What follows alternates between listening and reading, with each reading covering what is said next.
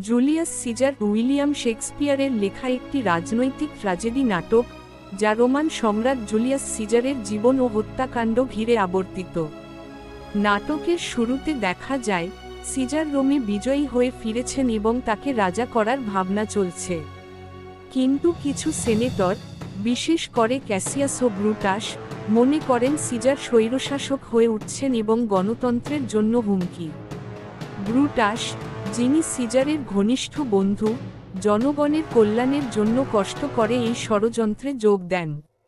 একটি পরিকল্পনার মাধ্যমে ক্যাসিয়াস ও অন্যান্য ষড়যন্ত্রীদের সঙ্গে ব্রুটাস মিলিত হয়ে সিজারকে সেনেটে ছুরিকাঘাতে হত্যা করেন।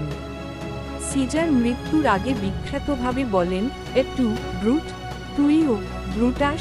এরপর সিজারের ঘনিষ্ঠ সহচর মার্ক অ্যান্টনি জনগণের সামনে এক আবেগঘন ভাষণ দিয়ে জনমত ঘুরিয়ে দেন। জনগণ ব্রুটাসদের বিরুদ্ধে ক্ষিপ্ত হয়ে ওঠে এবং রোমে গৃহযুদ্ধ শুরু হয়। শেষ পর্যন্ত ব্রুটাস ও ক্যাসিয়াস আত্মহত্যা করেন। এই নাটক বিশ্বাসঘাতকতা, দেশপ্রেম, রাজনীতি ও ক্ষমতার লোভের চিত্র তুলে ধরে।